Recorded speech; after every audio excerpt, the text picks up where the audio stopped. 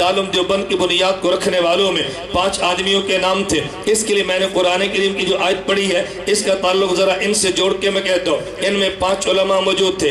Number 1 ईंट रखी है मौलाना रशीद अहमद गंगोही ने, और 1 ईंट रखी है मौलाना मोहम्मद कासिम ननोतवी रहमतुल्लाह अलैह ने, और तीसरी ईंट रखी है हज़रत हाफिज रफ़ीउद्दीन साहब ने, चौथी ईंट रखी है मुहद्दिस अहमद अली सहारनपुरी ने, और 5वीं ईंट रखी है आबिद हुसैन साहब ने। ये 5 ईंटें रखने वाले थे। मैंने इस जो आयत करीम पढ़ी है इस आयत का ताल्लुक क्या है जरा इस बात को समझे। मैं बताना ये चाहता हूँ उर्दू जुबान में एक लफ्ज़ चलता है जिसे नेक फाली कहते हैं, इसको अरबी ज़बान में तफाउल कहते हैं। तफाउल और नेक फाली का मतलब क्या है?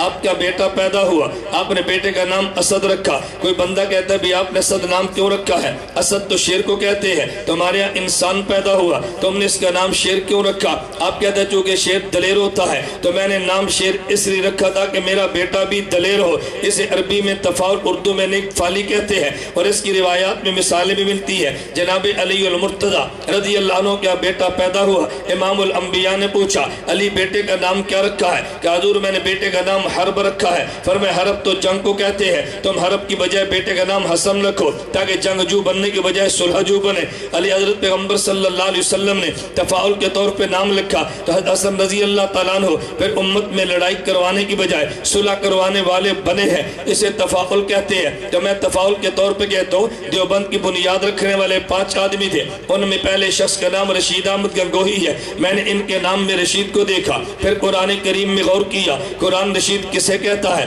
तो मुझे वाक़या मिला हज़रत लूत अलैहिस्सलाम के ऊपर के पास कौम थी। लूत अलैहिस्सलाम ने उनको दावत दी है, लेकिन जब लूत अलैहिस्सलाम की कौम अपने जराइम से बाज नहीं आई, तवज्जो रखना, एक वक्त वो आया, मैं पूरा वाक़या अर्ज नहीं करता। लूत अलैहिस्सलाम की कौम ने ज़िद किया। हज़रत लूत अलैहिस्सलाम ने अपने इलाके को छोड़ने का फैसला कर लिया और छोटे की जुमला फरमाने लगे अलैसा मिनकुम रजुलुर रशीद, क्या तुम में कोई रशीद मौजूद नहीं है? क्या मतलब? रशीद उसे कहते हैं कि जो फितनों के दरवाजों को बंद कर दे। लूत अलैहिस्सलाम फरमाने लगे क्या तुम में कोई समझदार आदमी नहीं है जो आज मेरी बात को समझ लेता? तो कुरान से पता चलता है कि रशीद उसे कहते हैं कि जो फितनों के दरवाजे बंद करे। तो देवबंद की पहली ईंट रशीद अहमद गंगोही ने रखी है जिसने फितनों के दरवाजे बंद किए हैं। मैंने दूसरे बंदे को देखा तो नाम कासिम ननोतवी है। मैंने देखा कि कासिम को नेक फाल में क्या लो। सही बुखारी मुझे हदीस मिली है, नबी करीम सल्लल्लाहु अलैहि वसल्लम ने फरमाया इन्नमा कासिमुन वल्लाहु युती, अल्लाह अल्लाह अता फरमाने वाले हैं और मैं मोहम्मद तकसीम करने वाला हूँ। इससे मुराद दुनिया की दौलत नहीं है।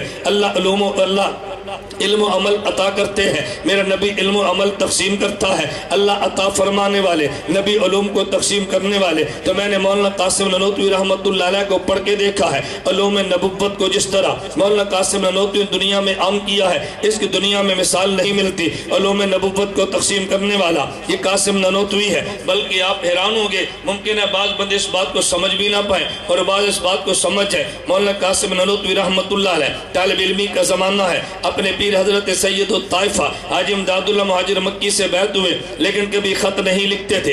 इनके शेख पूछने लगे कि बेटा कासिम तुम खत नहीं लिखते, तुमने मुझसे बैत की है, कभी हालात तो बताया करो। मौलाना कासिम नोती फरमान अर्ज करने लगे अब मैंने हालात क्या बताने हैं कि जब मैं जिक्र करने लगता हूँ तो मुझे यूँ लगता है कि जैसे मेरे ऊपर किसी ने पत्थर की चट्टान रख दी है, बहुत बोझ महसूस करता हूँ। अब मैं हालत क्या बताऊँगा? देखो आप और मुझ जैसा को बंदा होता तो वो समझता मौलाना कासिम नोतवी जब जिक्र करते हैं तो ऊपर चट्टान पत्थर की आजात महसूस होती है। इसका मतलब ये कि दिल का पाक नहीं है। सैयदुत ताइफ हाजी इमदादुल्लाह मुहाजिर मक्की फरमान लगे, फरमाया कि तुम्हें मुबारक हो, ये हालत तो बड़ी मुबारक है। फरमाया क्या मतलब? फरमाया पता ये चलता है कि फिजान नबुव्वत तुम्हारे कल्ब पे आ रहा है। इस बात को समझे नहीं है। फरमाया जब नबी पर वही आती थी तो नबी पे बोझ पड़ जाता था। जब हजूर पे वही आती, सर्दियों के मौसम में पैगम्बर की पेशानी पे पसीना आया, जब हजूर पे वही आ जाती, ऊँट पे सवार होते ऊँट बैठ जाता, पैगम्बर पे वही आती, हजूर किसी के रान में सर रख के लेटे होते तो यूँ लगता जैसे रान टूटने लगी है। तो जब पैगम्बर पे वही आती तो बोझ महसूस होता। जब तुम जिक्र करते हो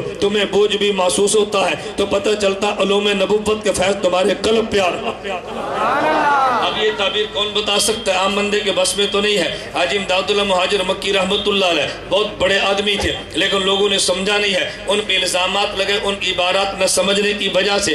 اگر عبارات کو سمجھ لیتے، کبھی الزام حاجی امداد اللہ مہاجر مکی پہ نہ لگتا۔ حکیم الامت مولانا تھانوی فرماتے ہیں حاجی امداد اللہ مہاجر مکی کے ایک خلیفہ تھے بہت بڑے، ان نے خانہ کعبہ و مکہ مکرمہ حرم کعبہ میں 2 رکعت نماز پڑھی۔ نماز کے بعد ان نے مراقبہ کیا اور اللہ سے دعا فرمانے لگے، اے اللہ میرا دل چاہتا ہے یا میری جو آپ نے نماز قبول فرمائے اس پر جو مجھے نعمت عطا فرمائیں گے، میرا دل کرتا ہے مجھے وہ نعمت دکھا دیں، مجھے آپ کیا صلہ عطا فرمائیں گے۔ کہتے ہیں اللہ نے ان کو یوں دکھایا حالت کشف میں کہ ان کو ایک خوبصورت عورت ملی جسے حور کہتے ہیں، لیکن آنکھوں سے بالکل نبینہ ہے۔ ان کو بڑا تعجب ہوا۔ حاجی امداد اللہ مہاجر مکی سے کہا آج میں نے 2 رکعت نفل پڑھے ہیں اور پھر میں نے خدا سے دعا مانگی ہے، اللہ اس کا جو کچھ اجر ملے گا مجھے دکھا دو۔ تو مجھے یوں دکھایا گیا کہ جیسے مجھے خوبصورت عورت ملی لیکن آنکھوں سے نبینی ہے۔ اب حاجی امداد اللہ مہاجر مکی کا علم دیکھ رہا، علم لدنی۔ حاجی امداد اللہ مہاجر مکی فرمانے لگے کہ تم نے 2 رکعت نماز آنکھیں بند کر کے تو نہیں پڑھی،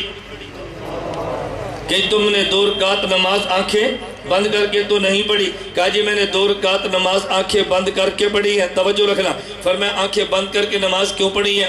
انہوں نے کہا جی خیالات بہت آتے تھے، وسوسے بہت آتے تھے، تو میں نے مناسب سمجھا آنکھیں بند کروں تاکہ خیالات نہ آئے۔ دیوبندیت کے پیر کا جواب سننا۔ حاجی امداد اللہ مہاجر مکی فرمانے لگے کہ بیٹا یہ بات کو سمجھو، وہ نماز جو خیالات والی ہو لیکن سنت کے مطابق ہو، ان نماز سے بہتر ہے کہ جو خیالات والی نہ ہو مگر خلاف سنت ہو۔ وہ نماز جو وساوس والی ہو اور سنت کے مطابق ہو، اس نماز سے بہتر ہے کہ جس میں وسوسے نہ ہو مگر خلاف سنت ہو۔ اس لیے فرمایا میں تو اس کی بات کو نہیں سمجھتا، میں دیوبندیت کی ترجمانی کرتے خدا کی قسم اٹھا کے یہ بات کہتا ہوں، دیوبندیت کا نظریہ ہے کہ بیت الخلاء میں سنت کے مطابق جانا بیت اللہ میں خلاف سنت جانے سے اعلیٰ ہے۔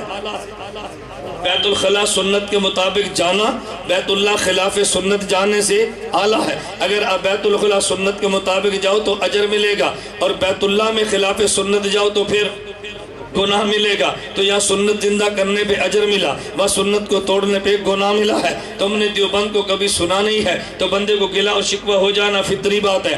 اس لیے میں کبھی ایک جملہ کہا کرتا ہوں کہ تم نے دیوبند کو سنا ہے، تم نے دیوبند کے بارے میں نہیں سنا۔ جب بندہ کسی کو سنتا ہے تو ذہن اور ہوتا ہے، اور جب کسی کے بارے میں سنتا ہے تو ذہن اور ہوتا ہے۔ خیر حاجی امداد اللہ مہاجر مکی رحمت اللہ علیہ کے ان تربیت شدہ لوگوں میں سے میں تذکرہ کر رہا تھا، تیسرا وہ بندہ جس نے دارالعلوم دیوبند میں اینٹ رکھی ہے اس کا نام احمد علی سہارنپوری ہے۔ میں نے احمد کو قرآن میں دیکھا، حضرت علی کو حدیث میں دیکھا، تو میں نے تفاعلاً یہ بات کہہ دی ہے۔ حضرت عیسیٰ علیہ السلام نے بشارت دی، فرمایا میرے بعد جو نبی آنے والا ہے اس نبی کا نام احمد ہوگا۔ کیا معنی احمد بشارت دینے والے کو کہتے ہیں؟ اس نے علوم نبوت کی بشارت دی ہے۔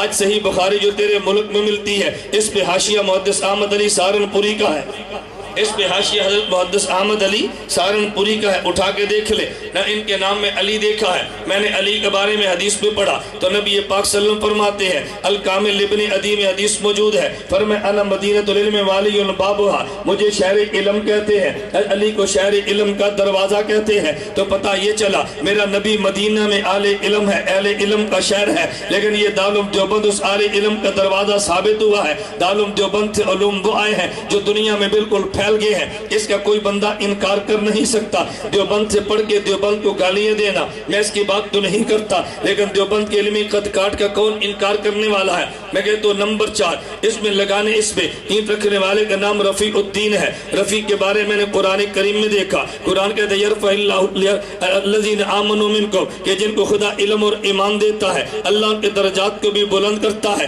جس کو یہاں سے ایمان و علم ملا ہے وہ دنیا میں بلند ہو، آخرت میں بلند ہوگا۔ ان میں 5ویں بندے کا نام دیکھا، عابد حسین ملتا ہے، تو میں نے عابد کے بارے میں قرآن کو دیکھا۔ قرآن کہتا ہے یا ایھا النفس المطمئنہ ارجعی الی ربک راضیۃ مرضیہ فادخلی فی عبادی وادخلی جنتی، اگر میری جنت میں جانا ہے تو پہلے میرے بندوں میں آؤ۔ دیوبند والے عباد الرحمن ہے، یہ تجھے جنت کا راستہ دکھا رہے ہیں۔ ان کے نام میں میں نے حسین دیکھا تو دیوبندیت والے حسینی ہے، یزیدی نہیں ہے۔ جو یزیدی ہو دیوبند والا نہیں ہے، جو حسینی ہو دیوبند والا ہے۔ پھر میں نے دیوبند کو دیکھا ہے، اس میں पहला जो तालिब इल्म आया उसका नाम भी महमूद है, जो पढ़ाने के लिए बैठा इसका नाम भी महमूद है। मैंने हदीस मुबारक को देखा, अल्लाह के नबी ने फरमाया कि तुम मेरे लिए दुआ मांगा करो, अल्लाह मुझे क़यामत को मुकाम महमूद अता फरमा दे। मैंने हदीस मुबारक में पढ़ा नबी के हाथ में लिवाउल हम्द होगा, पैगंबर के नाम लिबास परचम के नीचे होंगे। तो देवबंद में पहला शागिर्द भी महमूद है, पहला उस्ताद भी महमूद है। नबी को जो क़यामत के दिन मकाम मिलेगा उसका नाम भी मकाम महमूद है। पता चला महमूद दोनों जो मिलकर बात करते हैं, मकाम महमूद वाले पैगंबर की बात करते हैं। फिर मैंने देखा कि देवबंद में जहाँ पढ़ना शुरू किया, अनार का दरख्त है जिसके नीचे बैठ के पढ़ते हैं। मैंने इस पे कुरान की आयत पढ़ी है। कुरान कहते फीह मा फाकिहतुन व नख़लुन व रुम्मान, खुदा तुम्हें जन्नत में अनार देगा। जहाँ भी अनार का दरख्त है, अनार जन्नत का तोहफा है। इधर अनार के साए में इल्म का दरवाजा खुला है। तो पता चला इस अनार को माना है खुदा वो अनार भी देगा।